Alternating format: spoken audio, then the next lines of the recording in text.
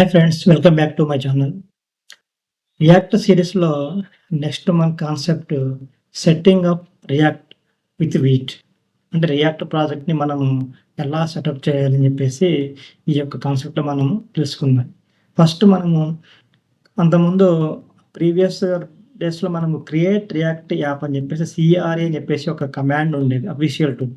దాంతో మనము react అప్లికేషన్‌ని react ప్రాజెక్ట్‌ని మనం క్రియేట్ చేసేవాళ్ళం. కానీ ప్రెజెంట్ మనకి వీట్ అని చెప్పేసి ఈ యొక్క వీట్ సర్వర్‌తో మనము దీని యొక్క సహాయంతో మనము రియాక్ట్ అప్లికేషన్స్ కోసం రియాక్ట్ ప్రాజెక్ట్‌ని మనము క్రియేట్ చేస్తున్నాం. First step install నోడ్.js. First నోడ్.js install చేయాలి. ఎక్కడంటే మనకి node package manager react requires నోడ్.js and node package manager 2 అని చెప్పేసి ఈ రెండింటిని మనము తీసుకోవాలి. నోడ్.jsను డౌన్లోడ్ చేసి ఇన్‌స్టాల్ చేసుకోవాలి. node.js.org అని చెప్పేసి ఈ యొక్క వెబ్‌సైట్ నుంచి తర్వాత ఇన్‌స్టాల్ చేయాలి. తర్వాత దాని వర్షన్ మనము నోడ్, ఎన్‌పిఎం రెండింటిని అసలు ఇన్‌స్టాల్ అయిందో చెక్ చేయాలంటే దాని యొక్క వర్షన్‌ని మనము తెలుసుకుంటే తెలిసిపోద్దనమాట. నెక్స్ట్ స్టెప్‌లో create a new react app. New react యాప్‌ని ఎలా క్రియేట్ చేయాలి చూసినట్టయితే ఫస్ట్ వీట్ ద్వారా మనము కమాండ్‌ని రన్ చేయాలి. ఎన్‌పిఎం క్రియేట్ వీట్ @latest అని చెప్పేసి ఇక్కడ మై యాప్ అని చెప్పేసి మనము ప్రాజెక్ట్ నేమ్‌ని ఏదో ఒక నేమ్‌లో నేను ఇక్కడ మై యాప్ అని చెప్పేసి ఇచ్చాననమాట. ఏదో ఒక నేమ్‌ని మనము ఇక్కడ ఇవ్వొచ్చనమాట.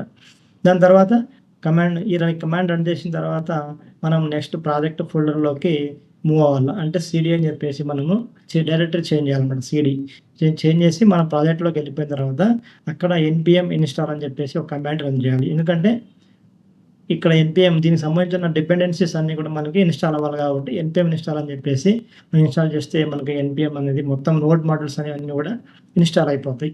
ఆ తర్వాత నెక్స్ట్ మనకి ఏం చేయాలంటే మనము రన్ చేసుకోవటమే అనమాట. మన యొక్క అప్లికేషన్‌ని మనము ఎలా రన్ చేసుకుంటామంటే లోకల్ హోస్ట్ 5174 అని చెప్పేసి డిఫాల్ట్ అనమాట. డిఫాల్ట్ పోర్ట్ మీద ఇది ఆటోమేటిక్‌గా అదే మనము ఎన్‌పిఎం రన్ డెవ్ అని చెప్పేసి ఒక కమాండ్‌ని ఎన్‌పిఎం రన్ డెవ్ అని చెప్పేసి ఈ కమాండ్‌ని కనుక మనము హిట్ చేసినట్టయితే మనకి ఆటోమేటిక్‌గా ఈ లోకల్ హోస్ట్ 5174లో ఈ పోర్ట్‌లో మనకి అప్లికేషన్ అనేది ఓపెన్ అయిపోతది.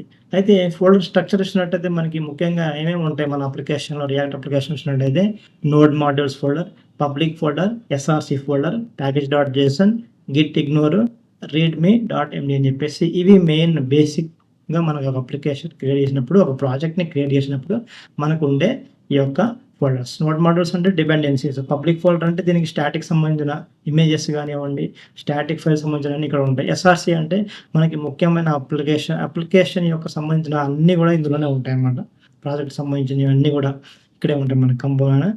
ఆ తర్వాత మెయిన్ యాప్.js, index.js ఇవన్నీ కూడా మనం రియాక్ట్ అప్లికేషన్‌కి సంబంధించిన మెయిన్ అనమాట. మెయిన్ పేజెస్ అనమాట. ప్యాకేజ్.jsonలో ప్రాజెక్ట్‌కి సంబంధించిన కొన్ని డిపెండెన్సీస్ అక్కడ ఉంటాయి.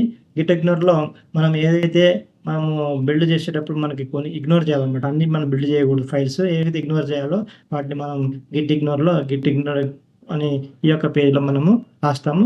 రెడ్‌మి ఇవి మనకి బేసిక్ ఫోల్డర్ స్ట్రక్చర్ అనమాట. ఒక రియాక్ట్ అప్లికేషన్ యొక్క రియాక్ట్ ప్రాజెక్ట్ యొక్క బేసిక్ అప్లికేషన్ యొక్క basic structure. Thanks for watching.